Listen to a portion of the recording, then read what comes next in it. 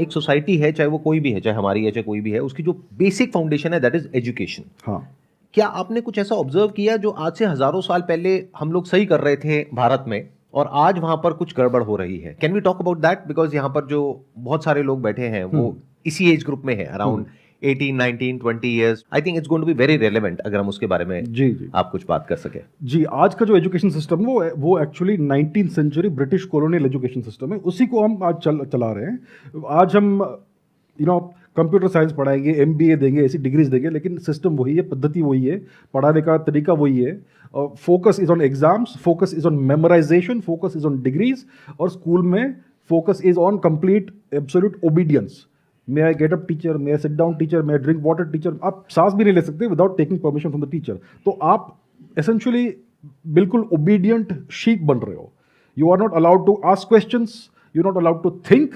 और इससे क्या हो रहा है कि हमारे जो बच्चे हैं ये सीखते नहीं है कि first of all how to think, and secondly how to learn. You have to learn how to learn. आप कुछ नई स्किल या कोई नया कंसेप्ट कैसे सीखेंगे? आप सिर्फ मेमोराइजेशन करके नहीं सीख सकते, आपको एक्चुअली उसको इम्प्लीमेंट, उसको यूज करना है to solve problems in real life. That is a real acquisition of a skill, और ये सब हमें सिखाया नहीं जाता है। तो हिस्टोरिकल कैसा था? हिस्टोरिकली हमारा सिस्टम बहुत अलग था। वैदिक समय में गुरुकुल सिस्टम था, जैसे हम सब जानते हैं, लेकिन गुरुकुल क्या था? ये हर कोई गुरुकुल नहीं जाता था। हमारा एक्चुअल जो एजुकेशन सिस्टम था it was centred around temples. हमारे पूरे सिविलाइजेशन में, पूरे सब कॉन्टिनेंट में हर जगह टेम्पल्स होते थे। सो टेम्पल्स जो थे, मंदिर जो थे, they were the centres of our education system.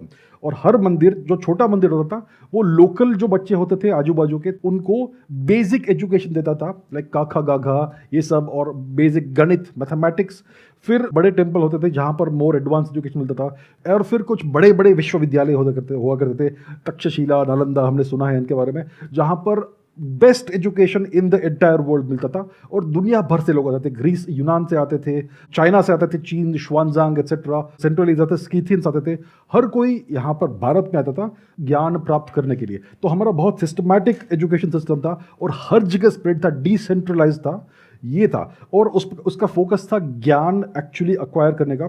और हर व्यक्ति को let's say masters degree level तक का एजुकेशन की जरूरत नहीं होती थी। Most people just want to acquire एक पर्टिकुलर स्किल सेट, उससे वो अपना जीवन शुरू करना चाहते थे। You would get basic education, कखा गगा, लैंग्वेज इज वेरी इंपॉर्टेंट, और दूसरा मैथमेटिक्स, बेसिक मैथमेटिक्स, एरिथमेटिक। आपके जीवन में कभी अलजेब्रा, ट्रिगोनोमेट्री की जरूरत नहीं पड़ेगी। I study advance mathematics, I love it, but I am telling you, you don't need advance mathematics in life. आपको सिर्फ अरिथमेटिक की जरूरत पड़ती है। तो अरिथमेटिक और लैंग्वेज सिखाते थे, और फिर कोई स्किल सेट जो आप अप्रेंटिस होके कर सकते हो। तो टिपिकली जो यंग लोग थे वो 14, 15, 16 साल के उम्र तक एक्चुअली काम करना शुरू करते थे as part timers, and then eventually they would go into family business and all. ये बहुत हजारों वर्षों से चलता आ रहा था ये सिस्टम। तो हमारा सिस्टम ये था। और कुछ लोग, मे बी 1%, 2% को विश्वविद्यालयों में एंट्रेंस मिलता था, only on the basis of ability and merit. और जो हमारा एजुकेशन सिस्टम था वो पूरा फ्री था। It was always subsidised by the Kings, by the kingdoms, emperors and state. कभी भी आपको 1 रुपए का फीस देना नहीं पड़ता था। ऐसा नहीं था कि आपको मंथली रिकरिंग गुरु दक्षिणा देनी होगी, और आप अगर 1 साल की देंगे तो आपको 10% ऑफ मिलेगा। It was not like that. It was completely free. It was all given by the Kings. तो ये इन अ नटशेल हमारा एंशिएंट एजुकेशन सिस्टम था। It was focused on actual education. आप सचमुच कुछ सीखते थे, आप रियल वर्ल्ड स्किल्स एक्वायर करते थे, जिससे आप रियल वर्ल्ड प्रॉब्लम्स को सॉल्व कर सको। आज का एजुकेशन सिस्टम है, आप बैचलर्स डिग्री या मास्टर्स डिग्री लेकर निकलेंगे, you are clueless. Unfortunately situation ये है आज। आप अगर कंप्यूटर साइंस डिग्री लेंगे तो आप में उसको एसेज लिखने पड़ते हैं एग्जाम में। These are problems. अभी थोड़ा बहुत सॉल्व हो रहा है, I am not saying everything is bad, but we have a long way to go. तो education system is the foundation of any civilisation, और इसे हमें रिफॉर्म करने की बहुत आवश्यकता है। अभी कुछ रिफॉर्म्स हो रहे हैं, but I think it's not enough. और उस टाइम पे ऐसा क्या था जो आज से बिल्कुल अलग था, इन द सेंस कि उस टाइम पे भी एक गुरु होते थे गुरुकुल में या टेम्पल में, और शिष्य होते थे। आज भी ऐसे ही होता है। आज एक टीचर है और क्लास में स्टूडेंट्स हैं। जी, जी, जी। तो एग्जैक्टली क्या डिफरेंस था जिसके बेस पे हम ये कह सकते हैं कि उस टाइम का जो एजुकेशन हमारा सिस्टम था वो आज के सिस्टम से बेटर था? पहली बात है, इट वॉज कम्प्लीटली फ्री। तो जो गुरु होते थे या जो शिक्षक होते थे, उनका जो सैलरी होता है लेट्स से, और उनका जो टेम्पल का अपकीप का जो भी पैसा है, या फिर जो भी college what ever it is, वो सब वहाँ के जो लोकल राजा होते थे वो देते थे। So there was no pressure of money on the guru. So वो स्टूडेंट को एज अ रिसोर्स नहीं देखते थे। As a resource to be exploited नहीं देखते थे। और दूसरी बात होती थी कि जो आपका जो कोई गुरु है वो आपके जीवन भर के गुरु है। ऐसा नहीं कि अभी आपने इस आपने 2 साल के लिए स्टडी कर लिया, अब उनको पेमेंट नहीं दे रहे हो, सो आपके गुरु आपके टीचर नहीं रहे। ये एक बार आपके गुरु हुए तो लाइफ लॉन्ग गुरु होते थे, ये लाइफ लॉन्ग रिलेशनशिप होती थी। आज ट्रांजैक्शनल सिस्टम है, अगर आपने नेक्स्ट मंथ पेमेंट नहीं किया तो आपके टीचर नहीं रहे। तो एसेंशियली आज देखिए, आज हमें सिखाया जाता है कि हमारे टीचर्स हमारे गुरु है, ये सच बात नहीं है। There is a huge difference between a guru and a teacher. आज के टीचर्स में मुझे दुख से कहना पड़ता है, दे आर सर्विस प्रोवाइडर्स। आपको एक सर्विस प्रोवाइड करते हैं for which you have to pay in advance. ये डिफरेंस है, मेन कोर डिफरेंस ये है। उस समय गुरु कभी आपसे पैसा नहीं लेते थे, गुरु दक्षिणा का सिस्टम था, it was once in a life time. आपका पूरा एजुकेशन हो गया, फिर आप वॉलंटरीली उनको कुछ दे सकते हो, ये होता है गुरु दक्षिणा। ऐसा नहीं कि गुरु की दक्षिणा नहीं दी तो आपका एजुकेशन नहीं होगा। It was completely optional, completely voluntary. तो ये मेन डिफरेंस है। आई think it's a big difference, क्योंकि इससे जो डायरेक्ट कनेक्शन है वो है उस गुरु की जो रिस्पेक्ट है, हाँ वो उस टाइम पे मैं इमेजिन कर सकता हूं कि कितनी ज्यादा होगी। बिल्कुल। आई एम श्योर उस गुरु को उस टाइम पे किंग से लेकर के जो नीचे जो लोग हैं सबसे रिस्पेक्ट मिलती होगी, और एक ऐसा दर्जा मिलता होगा सोसाइटी में कि वो अपने आप में एक बहुत बड़ा मोटिवेशन था उस टाइम पे उस गुरु के लिए। बिल्कुल कि अब मुझे सेल्फलेसली जो बच्चे आ रहे हैं उनके अच्छे के बारे में सोचना है, क्योंकि उसका अपना जो सेल्फ इंटरेस्ट था that has been taken care of. Once your basic core self interest is taken care of, then you can serve society. और ये प्रॉब्लम है, उस समय हमारा जो सोसाइटी था इट वाज वेरी प्रॉस्परस, बहुत ही वेल्दी सोसाइटी था। अगर आप जीडीपी का अगर स्टडी करेंगे, एंगस मैडिसन की किताब पढ़ेंगे, so India contributed at least 1/3 of the entire world GDP until 1700s। ये सिचुएशन था, and before 0 AD it was even more. तो इंडिया वाज एक्सट्रीमली प्रॉस्परस। अगर आपके पास मनी नहीं है और सरप्लस टाइम नहीं है तो आप एक अच्छा बड़ा सिविलाइजेशन क्रिएट नहीं कर सकते। So we had all that. Historically temples were incredibly wealthy, इसीलिए जो बाहर के जो तुर्क वुर्क आए वो सब टेम्पल्स को अटैक करते थे, क्योंकि वहाँ पर इतना सारा वेल्थ होता था। और आज 1-2 टेम्पल्स बच गए हैं जहाँ पर ऐसा वेल्थ बच गया है। One is the Shri Anant Padmanabha Swamy temple south में, वहाँ पर एटलीस्ट जो जितना खोला है वहाँ पर एटलीस्ट $1 ट्रिलियन वर्थ का वेल्थ है। और ऐसा हर जगह होता था, बहुत वेल्थ होता था। सो पीपल रिस्पेक्टेड, ये रिस्पेक्ट था कि हम आपको इतना डोनेशन देंगे for the upkeep and for future upkeep, let's say 100 साल में, ताकि आपको कोई भी तकलीफ नहीं हो और आप समाज की सेवा कर सके एज गुरुज। तो देखा जाए तो एजुकेशन एक्चुअल में टेम्पल में होती थी, that in itself is a big thing, क्योंकि then we are equating education and learning with worship. Absolutely. आज तो वो एक जरिया है बस पैसा कमाने का या कहीं से फटाफट से सेट हो जाने का, जो टिपिकल एक लैंग्वेज हम यूज करते हैं अपने घरों में कि ये लड़का तो सेट हो गया, ये लड़की सेट हो गई, व्हाटएवर। वो दोनों तरीके से होता है। घर वाले अलग तरीके से बोलते हैं, आप लोग अलग तरीके से बोलते हैं। 1/3 of the entire GDP of the world हम लोग कंट्रीब्यूट करते थे। उसके बाद में फिर ऐसा क्या हो गया कि आज हम इस लेवल पर हैं? तो ये क्यों हुआ? हम इतना significant portion of the world GDP कैसे हम देते थे? It is because we were a completely fully industrialized civilization. अगर आप 5-6 हज़ार वर्ष पहले के आर्कियोलॉजिकल रिकॉर्ड को देखेंगे, सरस्वती सिंधु एरिया में, सप्त सिंधु एरिया में, जैसे आज हम हड़प्पन या इंडस वैली रीजन बोलते हैं, तो वहां पर आपको दिखेगा कि हर सिटी, हर विलेज, हर बड़ा शहर, हर छोटा गांव में जो रोड्स होते थे वो बिल्कुल स्टैंडर्डाइज तरीके से ग्रिड सिस्टम में लेआउट होते थे। और दूसरी बात थी कि वहां पर बहुत अलग अलग इंडस्ट्रीज थी, ship making industry, hydro engineering industry, bead making industry, हर प्रकार की इंडस्ट्री हुआ करती थी। So we were a completely fully industrialise civilisation 5-6,000 years before today.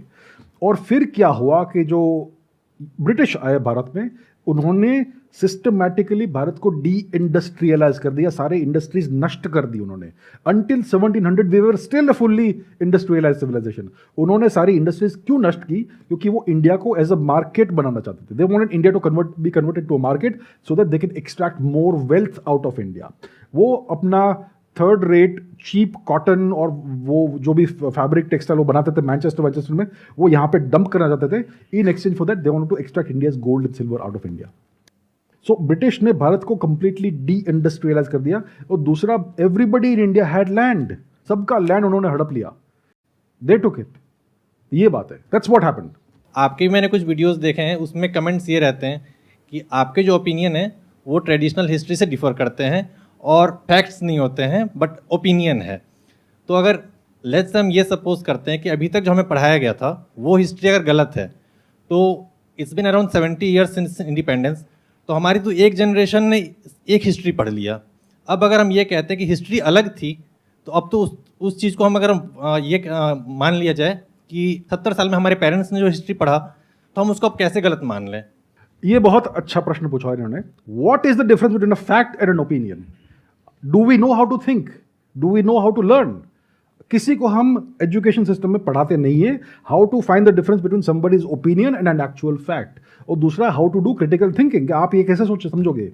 Late me explain what is the difference between a fact and an opinion. आज अगर आप text book पढ़ते हो हिस्ट्री की, किसी ने भी लिखी है लेट्स से, आपको कैसे मालूम पड़ेगा कि ये फैक्ट है ओपिनियन से? अगर फैक्ट है, they will give actual primary resources कि मैं ये कह रही हूँ या कह रहा हूँ, मैं ये चैप्टर लिखा है, it is based on these sources, and then you can go and verify those sources. That is how you know it's a fact. अगर कोई बिना रेफरेंसेज का हिस्ट्री बुक लिखता है, that is complete opinion.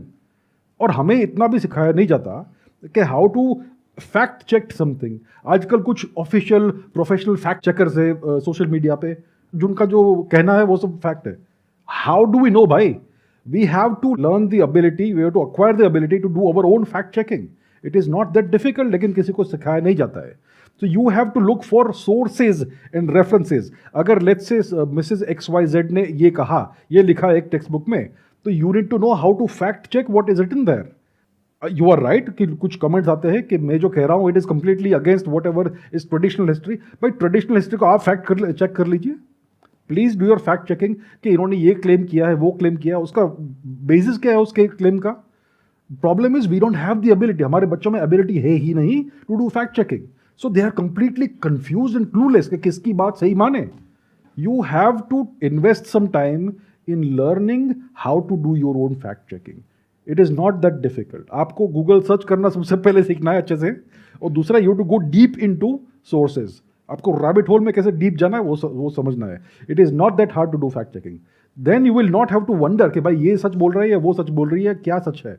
You will know after half an hour to और let's say 1 day of research, आपको सब समझ में आ जाएगा। अब यहाँ पे मेरा एक क्वेश्चन है कि आप कह रहे हैं कि फैक्ट चेकिंग के लिए हमको क्या करना पड़ेगा कि अलग अलग रिसोर्सेज से जा करके देखना पड़ेगा, उसको वेरीफाई करना पड़ेगा कि अगर ये बात लिखी गई है तो ये इसका सोर्स क्या है, कहां से आ रहा है। जी। मान लो उसका जो सोर्स है वो ये 2 बुक्स हैं जहां से आ रही है, उनका सोर्स क्या है? 2 बुक्स हैं, उसका सोर्स क्या है? Exactly, go deep. वही तो कह रहा हूँ, go deep into the rabbit hole, go to the primary sources कि भाई राजा चंद्रगुप्त के समय क्या ये इंस्क्रिप्शन है, that is the original source, that is the primary source. So you have क्या टू वो अवेलेबल है हमारे पास में? अगर अवेलेबल नहीं है तो there is no, then that's an opinion, that's just opinions. अगर कोई चीज अवेलेबल नहीं है उसके बारे में आप बोल रहे हो, that is conjecture, that is speculation, that could be opinion, that could be right और रॉन्ग। लेकिन अगर कोई हार्ड एविडेंस है, आर्कियोलॉजिकल एविडेंस कि भाई इस जगह पर ये इंस्क्रिप्शन है इस डेट का, तो दैट इज हार्ड स्टोन, उसको आप चेंज नहीं कर सकते।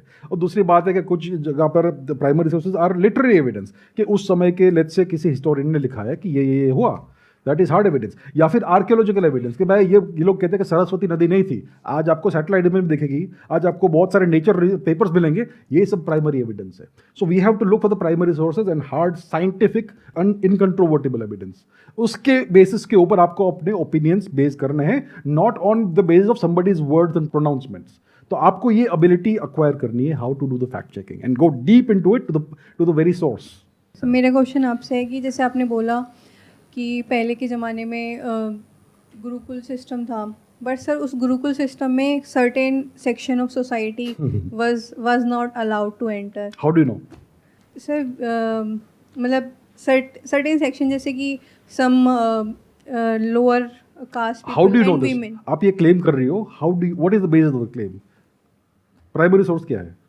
सर जैसे हमने देखा है कि एक सेक्शन है सोसाइटी का जो आज तक एजुकेशन की फील्ड में आज तक उसको मतलब वो एक सेक्शन से पीछे है। जैसे कि आप देखेंगे एक सर्टेन कैटेगरी की कट ऑफ जनरल से लो ही जाती है। उसका रीज़न ये है कि उन्हें मतलब पहले से ही उस फील्ड एजुकेशन की फील्ड में आगे नहीं बढ़ने दिया गया। ये आपको कैसे मालूम कि पहले से ऐसा है? पहले के ज़माने में ऐसे आप बोल रहे हैं सब कुछ सही था, बिल्कुल ठीक था, एकदम से अंग्रेज़ों के आने पे ख़राब हो गया। पर मुझे नहीं लगता ऐसा है, क्योंकि पहले भी बहुत सारी कमियां थी जिसकी वजह से अंग्रेज़ आए और उन्होंने देखा कि ये कमियां हैं, इसलिए वो अटैक कर पाए, इसलिए वो इतना नुकसान कर पाए हमें। जी, अब आप अपना ओपिनियन दे रही कि कुछ कमियां थी भारत की सोसाइटी में। आप मुझे कोई भी सोसाइटी किसी भी समय की दिखाओ जहां पे कोई कमी नहीं है, लेकिन हम अपना ही देखते कि हमारे में ये इंफीरियोरिटी कॉम्प्लेक्स बहुत डीप रूटेड है, और ये एजुकेशन सिस्टम से आता है कि हम में सारी कमियां हैं दुनिया भर की। मैं आपको एक रेफरेंस देता हूँ। धर्मपाल जी थे एक हिस्टोरियन और स्टेटिस्टिशियन जिन्होंने ब्रिटिश डेटा को कंपाइल किया। जब ब्रिटिश ने अपना एजुकेशन सिस्टम इम्पोज किया भारत में 19th सेंचुरी में, उसके पहले उन्होंने बहुत सिस्टमैटिक सर्वे किया था सारे इंडियन टेम्पल स्कूल्स का और सारे इंडियन स्कूल्स का। तो उनके स्टेटिस्टिक्स अवेलेबल है जो ब्रिटिश नहीं कंपाइल किए, हमने नहीं कंपाइल किए। उनका मैं स्टेटिस्टिक्स आपको बोलता हूँ, read that, it's a multi volume book, the beautiful tree by Dharampal. उसमें क्या मिलता है आपको? Boys and girls equally got education in all the Indian schools. The medium of education वो संस्कृत, हमारा संस्कृत मीडियम एजुकेशन होता था पूरे भारत भर में, उसको खत्म कर दिया उन्होंने।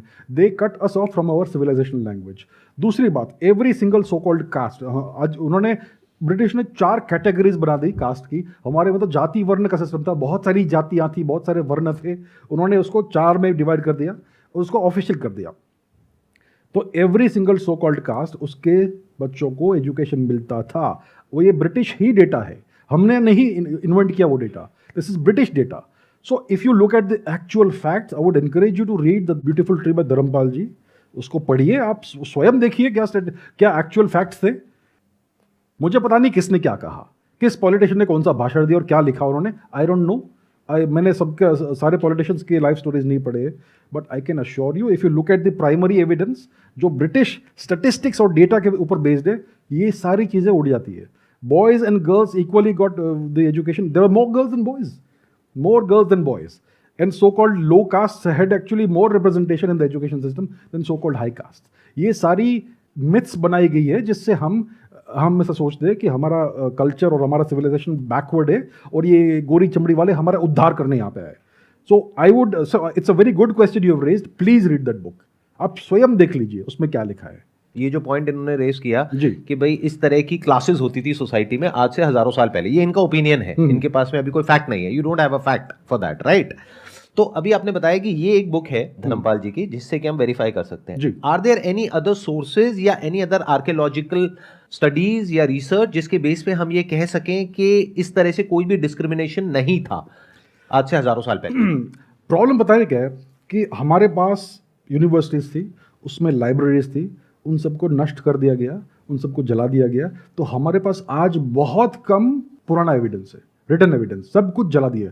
नालंदा को जलाया उन्होंने, कुछ महीने तक वो लाइब्रेरी जली थी। सोचिए कितने हिस्टोरिकल रिकॉर्ड्स जल गए। सो अनफॉर्चुनेटली क्या हुआ, they destroyed all our written history, most of our written history. और फिर वो यहाँ पे आए ब्रिटिश, उन्होंने कहा कि आप तो भाई ओरल हिस्ट्री रखते हो, आप तो कुछ लिखते ही नहीं हो, you have no sense of history, so we will write your history. उन्होंने अपने पर्सपेक्टिव से हिस्ट्री लिख दी हमारी, और उसको आज भी हम पढ़ाते हैं, जिसमें उन्होंने अपने आप को ग्लोरीफाई किया। एग्जैक्टली। देखिए, अगर आपको किसी कंट्री को इन्वेड करना है, कॉन्कर करना है और उसको डिस्ट्रॉय करना है, तो आपको उसका जस्टिफिकेशन तो देना पड़ेगा कि ये बहुत बुरे थे, इसलिए हम आए और हमने उनका उद्धार किया। तो उन्होंने इस प्रकार से हिस्ट्री लिखी है हमारी, और ये बात है। So that is why we are so deeply mentally colonised. हमने इतना इंफीरियरिटी कॉम्प्लेक्स है कि हम बहुत बुरे थे। हमारे टीचर हमें ये सिखाते हैं, हमारी टेक्स्ट बुक्स हमें ये सिखाती है। तो इनका प्रश्न बहुत लॉजिकल है उस पर्सपेक्टिव से, because this is what we are taught, this is what is written in the books. Exactly, right. Obviously we will feel this way, and those books are compiled by the Britishers for their British books own agenda, right? Exactly, क्योंकि जब तक वो किसी की सोच को capture नहीं करेंगे तब तक लोगों को कैप्चर नहीं कर सकते। जब मास्टर चला गया, लेकिन उसका गुलाम अभी भी उसको अपने आप को whip कर रहा है, मास्टर का जॉब हो गया। We are still whipping ourselves, we are still chaining ourselves without the colonizer being here. We are still mentally colonized. और हमारा एजुकेशन सिस्टम उस मेंटल colonization को परपेचुएट करता है, generation after generation after generation. ये problem है। जैसे हम बचपन से ही महाभारत देखते आ रहे हैं, पढ़ते आ रहे हैं, तो उसमें वो एक कर्ण के लिए है कि मतलब उसको एजुकेशन से मतलब वंचित रखा गया। हाँ, आपका क्या टेक है उसमें कि वो क्या वो मिथ है जो हम पढ़ते आ रहे हैं? किसी भी सोसाइटी में क्लासेस होते हैं, डिविजन्स होते हैं। There is no such thing as equality in society. आप रोमन सोसाइटी को देखिए, ग्रीक सोसाइटी को देखिए। ग्रीक सोसाइटी में हमें कहते हैं कि डेमोक्रेसी था। आपको पता है ग्रीक सोसाइटी का डेमोक्रेसी कैसा था? ग्रीक सोसाइटी में हमें कहते हैं कि डेमोक्रेसी था। आपको पता है ग्रीक सोसाइटी का डेमोक्रेसी कैसा था? First of all, only males could vote. Secondly, only rich males could vote, prosperous males, और उस सोसाइटी में स्लेव्स भी थे। भाई किसी सोसाइटी में अगर आप स्लेव्स रखते हो तो उसको आप डेमोक्रेसी कैसे कहेंगे? लेकिन हमें पढ़ाते कि ग्रीस वाज अ डेमोक्रेसी। तो ये सब चीज़ें, if you look at any society from any time in the world, आपको इक्वालिटी नहीं मिलेगी। Equality is a myth. We can give equal opportunities to people but you will not get equal outcomes. तो Karna was not a prince. अगर आप let's say 19th century England में जाओ, ठीक है, वहाँ पर प्रिंसेस को एजुकेशन मिल रहा है from a top class teacher, और कोई भाई फार्मर का बेटा आके कहेगा कि मुझे भी वही एजुकेशन दो, मार के भगाएंगे उसको। This is how it is. एक रॉयल टीचर हर किसी को एजुकेशन नहीं देगा। So you can not expect the son of a charioteer to get the education of a prince. There are classes in society, that has always been there, it is still there today, it will always be there in the future. उसमें क्या गलत हुआ? Everything was not good in past, so we can say that we are moving forward. We were once backward, now we are getting better. Yes. No, I don't disagree completely with it. We were way better 1,000 years ago. Then क्या हुआ कि our society got invaded and destroyed. हमारी society जिस प्रकार से function होती थी 1000 वर्ष पहले, उसको तोड़ दिया गया by the Turks who invaded India. They destroyed the way society functioned. जो हमारे जो मेन इंस्टीट्यूशंस थे, एजुकेशन सिस्टम और हमारे जो रूलर्स थे, उन सब को हटा दिया गया और एक फॉरेन सिस्टम हमारे ऊपर इम्पोज किया गया। और जब आपका सोसाइटी, आपका सिस्टम जिस प्रकार से इवॉल्व हुआ है उस प्रकार से फंक्शन नहीं कर सकता, तो उसमें कुछ विकृतियाँ आ जाती है over a period of 1000 years. So these things happen. Some bad qualities come inside. कुछ विकृतियाँ बाहर से आती है, कुछ विकृतियाँ अंदर बन जाती है। If you are not allowed to function the way you have evolved to function for thousands of years, something will go wrong. देखिए, एग्जाम्पल देता हूँ। We all know about Apple Corporation. Apple, iPhones, all that. उसका foundation किसने किया? उसको found किया Steve jobs ने। Now Steve Jobs was the founder of Apple. He ran Apple for a few years. फिर उसको निकाल दिया और फिर एक नया बॉस आ गया, उसका मुझे नाम याद दिए। And then the new management ran Apple into the ground. It nearly went bankrupt. So किसकी गलती है? Is it the fault of the employees or the leadership that the company got bad practices inside it? Everything went wrong. Who is at fault, the employees or the leadership? Leadership. And then Steve Jobs comes back and he fixes the problem because of the better leadership. In India for the past 1000 years we had horrible leadership and everything went wrong internally. किसको आप blame करेंगे? स्वयं को blame कर देंगे कि हमारी society खराब है या फिर लीडरशिप खराब थी? Think logically. क्रिटिकल थिंकिंग की जरूरत है हमें। पूरे विश्व का सबसे पुराना जो टेक्स्ट है वो है ऋग्वेद। ऋग्वेद में बहुत सारे श्लोक है जिसके ऑथर लेडीज है, महिलाएं। गार्गी, घोषा, लोपामुद्रा, बहुत सारे नाम हैं। आप मुझे पूरे विश्व में कोई भी रिलीजियस टेक्स्ट दिखाइए, फाउंडेशनल रिलीजियस टेक्स्ट, जिसका एक शब्द भी किसी महिला ने लिखा हो। If you have read Upanishads तो उसमें आप देखेंगे बहुत जगह पर there are lot of females जो आत्मज्ञान प्राप्त कर रही हैं। आत्मज्ञान which is the highest form of knowledge. Vedas मतलब नॉलेज एंड वेदांता मतलब the essence of all Vedas, the supreme knowledge. That means knowledge related to the self. और वो सेल्फ नॉलेज भी दी जा रही है फीमेल्स को और वो फीमेल्स आगे उस नॉलेज को शेयर कर रही हैं। तो ये बहुत बड़ी बात है जो ये कह रहे हैं। This is not a small thing. इससे आप आइडिया लगा सकते हैं कि डिस्क्रिमिनेशन था या नहीं था, और था तो किस लेवल पे था। और उन फीमेल्स का भी आप बैकग्राउंड चेक कर सकते हैं। They were not from royal families. जी बिल्कुल। इनफैक्ट अष्टावक्र गीता अगर आप पढ़ेंगे तो अष्टावक्र जिनकी हम बात करते हैं, he was not a king. और उनकी पूजा कर रहे हैं कौन? राजा जनक। दूसरा एग्जाम्पल है चंद्रगुप्त मौर्य। किनके पुत्र थे वो? किनके पुत्र थे? उनका लीनिएज क्या था? कुछ नहीं था। He became the emperor of all India. ये था भारत। कहाँ है डिस्क्रिमिनेशन? उनके गुरु कौन थे? विष्णुगुप्त चाणक्य, ब्राह्मण। फैक्ट्स देखिए प्लीज। मैं यही कह रहा हूं, please think critically, look at actual data, look at actual facts, think on your own without taking someone's opinion as your thoughts. इस तरह से अगर आप समझेंगे तो there are lot of things which are not right in almost all the societies. तो हम गलती क्या कर रहे हैं? एज ही सेइंग कि हम अपने आप को ब्लेम कर रहे हैं, अपनी सिर्फ कमियों को देख रहे हैं, अपनी जो अच्छाइयां उसको नहीं देख रहे। हम ये नहीं देख रहे कि whatever the system was, we contributed to 1/3 of the GDP of the world. That is big thing. इसका मतलब समझो ना क्या था कि मतलब वी वर प्रॉस्परस। तो जो भी सिस्टम था, including the limitations of the system, उसकी प्रॉब्लम्स के बावजूद भी we were doing financially well. जो आई थिंक जो सिटीज थी दोज वर आल्सो प्लान्ड, जहां तक मैंने पढ़ा है, सुना है। Better drainage systems than what we have today in India. अभी लास्ट ईयर फ्लड्स हुआ था पाकिस्तान में, हर जगह पाकिस्तान में फ्लडिंग हो गया था, लेकिन मोहनजोदड़ो में पानी निकल गया। कहाँ से? 5000 ईयर ओल्ड ड्रेनेज सिस्टम जो हमारे पूर्वजों ने बनाया। देखिए, कोई भी सोसाइटी अगर प्रॉस्परस है तो it is a function of the success of the society. और किसी भी सोसाइटी में बहुत सिस्टमैटिक इश्यूज है, बहुत डीप रूटेड इश्यूज है, तो वो प्रॉस्परस नहीं हो सकती unless it is an empire like the Roman empire, जो दूसरों को कॉलोनाइज करके उनकी वेल्थ छीनती है, या ब्रिटिश एम्पायर जो प्रॉस्परस हो गई दूसरों की वेल्थ छीन के। हमने किसी को कॉलोनाइज नहीं किया, but we became prosperous on our own through our own output. तो दैट टेल्स यू हमारी सोसाइटी एक्चुअली बहुत अच्छी थी। कुछ ना कुछ इश्यूज होंगे यहाँ वहाँ, but nothing major. That is you to understand. और अगर थे भी तो कब नहीं थे? क्या ब्रिटिशर्स के टाइम पे नहीं थे? बट हो सकता है हमको इस तरीके से प्रोग्राम कर दिया गया है कि उस टाइम पे जो कुछ इश्यूज थे उसको इतना हाईलाइट कर दिया है, सिर्फ इश्यूज को, और जो भी अच्छी बात है वो मुझे नहीं पता कहां पर है टेक्स्ट बुक में। एक एग्जांपल है, ब्रिटिश एम्पायर जहां पर 19th सेंचुरी में the sun never set on the British empire, इतना बड़ा एम्पायर था, ठीक है। आप चार्ल्स डिकन्स की बुक्स पढ़िए। चार्ल्स डिकन्स बहुत ही फेमस 19th सेंचुरी नॉवेलिस्ट था ब्रिटेन का। क्यों फेमस था? क्योंकि वो एक्चुअल लाइफ दिखाता था विविडली। उसके हीरोज को देखिए और उस समय के ब्रिटेन को देखिए, उनके बुक से ही, उनके नॉवल से ही। Poverty everywhere, inequality everywhere. Oliver Twist की कहानी देखिए, पुअर ऑर्फन, उसको कितना मिसट्रीट करते हैं। वहाँ पे कितने पुअर लोग होते हैं जो पुअर हाउस में रहते हैं, उनके पास रात को सोने की जगह नहीं होती है। London was full of poverty and crime in the greatest empire in the world. ये सच है, दीज आर फैक्ट्स। इंडिया में कभी ऐसा नहीं था। वी हैव टू अंडरस्टैंड, हमें कंपैरेटिव स्टडी भी करना चाहिए। ब्रिटिश एम्पायर का स्टडी कीजिए, उनका सोसाइटी कैसा था। वो 13 साल के बच्चों को हैंग करते थे for stealing a loaf of bread. Bharat में कभी ऐसा होता था? Please understand the real world. बाहर जाके देखिए, कंपैरेटिव स्टडी कीजिए और फैक्ट्स देखिए, then you will know the truth. So I invite you all to do that for yourselves. किसी का ओपिनियन को मत स्वीकार कीजिए, खुद से रिसर्च कीजिए, खुद से क्रिटिकल थिंकिंग कीजिए, examine the evidence and actual facts. Thank you so much sir यहाँ पर आने के लिए। It My was pleasure. Pleasure meeting you and pleasure talking to you. Pleasure talking to you. Thank you so much. Big round of applause for him.